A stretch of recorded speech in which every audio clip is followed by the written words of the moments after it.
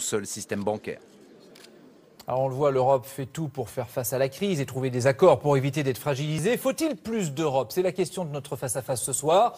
Entre Nicolas Dupont-Aignan de Debout la République, vous êtes plutôt eurosceptique, on connaît vos positions, et Pierre Larouturou, vous êtes membre du collectif Roosevelt 2012, vous êtes plutôt un Européen convaincu. Alors, je reprends la question du face-à-face. Europe, stop ou encore?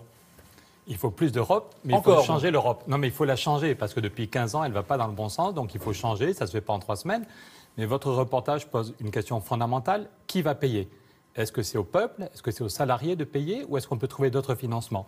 Regardez cette courbe, à mon avis, c'est le prochain sommet, le mois d'octobre, ce sera sur ce sujet. Qui va payer? Le taux d'impôt, jamais il y a eu autant de bénéfices en Europe. Jamais il y a eu autant de bénéfices.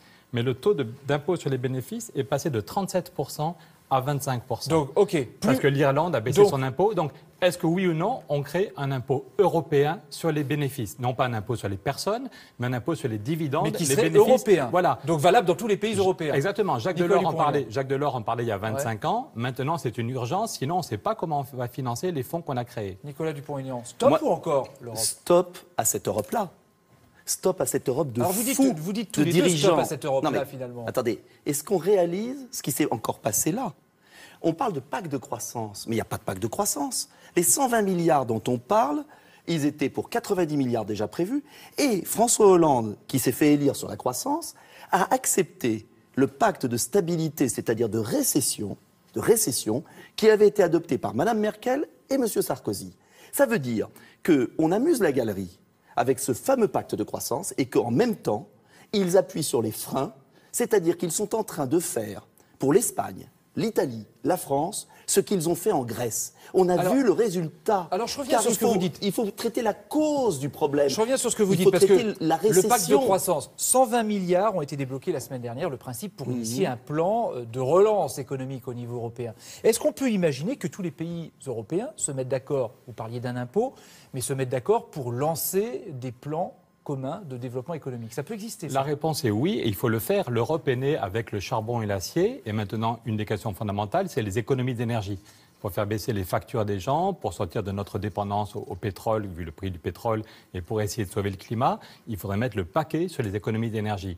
Angela Merkel, depuis quelques semaines, dit que c'est sa priorité, mais il faut que ce soit la priorité de tous les pays d'Europe et que la Banque européenne d'investissement amorce la pompe. C'est juste scandaleux. On a trouvé 1000 milliards pour les banques privées au taux de 1%. Là, au début de l'année, ce n'est pas une rumeur, on a mis 1000 milliards au taux de 1%. Par contre, quand il faut trouver de l'argent pour les universités ou pour les économies d'énergie, on n'en trouve pas.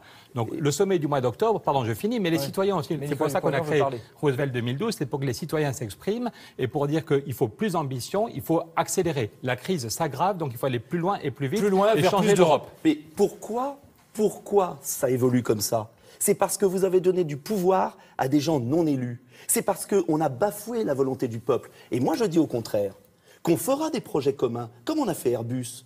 Mais il n'y avait pas la Commission de Bruxelles, il n'y avait pas l'euro, il y avait des États forts, démocratiques. Il faut revenir à l'Europe des nations qui respectent leur peuple, qui les aident et qui travaillent ensemble sur des projets à la carte. Mais arrêtez cette Europe à 28, qui est un fiasco intégral. Et je remarque que vous voulez encore plus donner de pouvoir à des gens non élus qui, bien évidemment, ont gaspillé le pouvoir et continuent. On fait 15 propositions. Oui, vous, très sympathique. Non, c'est pas très sympathique. C'est pour dire que ça fait 20 ans, depuis la chute du mur de Berlin, que les Allemands nous disent ce système où il faut l'unanimité des 27, ça tue la démocratie. Oui. Donc, ça fait 20 ans que les Allemands nous disent il faut élaguer les compétences. L'Europe ne doit pas s'occuper de tout. Et vous confiez tout le pouvoir à l'Allemagne. Il faut mettre en place, pas du tout, c'est pas une demande, un régime parlementaire où le vote des citoyens tous les 5 ans a une influence directe sur les politiques. C'est possible, ça, Nicolas Dupont-Aignan? Mais c'est totalement impossible. Ça fait 20 ans qu'on leur répond non, on vote en touche. Il y a un Parlement européen, il n'y a pas de participation.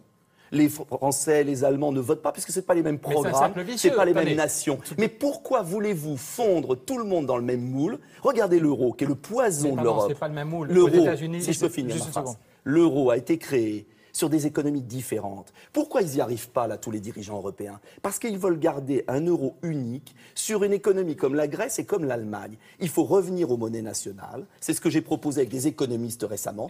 Et ces monnaies nationales... Regardez l'Angleterre. L'Angleterre n'est pas dans la zone euro et tombe en récession bien avant nous. Ça les monnaies nationales, les problèmes. Regardez la Suède, la Pologne. Ils ont une liberté monétaire qui leur permet de financer à 0% par leur banque les grands projets d'avenir. Un mot de conclusion. Il faut revenir Un mot de à des conclusion. monnaies nationales et des coopérations d'État à Un mot de État sur les conclusion, projets. Pierre Larouturou, Nicolas C'est Dupont-Aignan. pas en cassant l'Europe qu'on va s'en Mais c'est sortir. pas la On casser. est la première puissance économique mondiale. On peut s'en sortir, mais avec un système plus démocratique.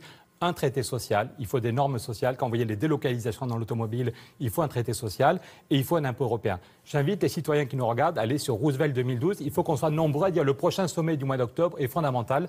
On est déjà à 70 000, mais si on était 100 000 ou 200 000, ça irait plus vite. Nicolas Dupont-Aignan pour conclure. Plutôt que des rêves, je préfère qu'on vienne sur des réalités. C'est-à-dire qu'on permette à chaque peuple de vivre dans la dignité. Et pour ça, il faut que les banques nationales retrouvent leur pouvoir, il faut aider les petites entreprises, il faut faire un protectionnisme européen, c'est-à-dire, en un mot, s'occuper des peuples et non pas des banques. Et le jour où on aura compris ça, eh bien ça ira beaucoup mieux. Nicolas Dupont-Aignan, Pierre Larouturou, merci d'être venu débattre en quelques minutes sur le plateau de Soir 3.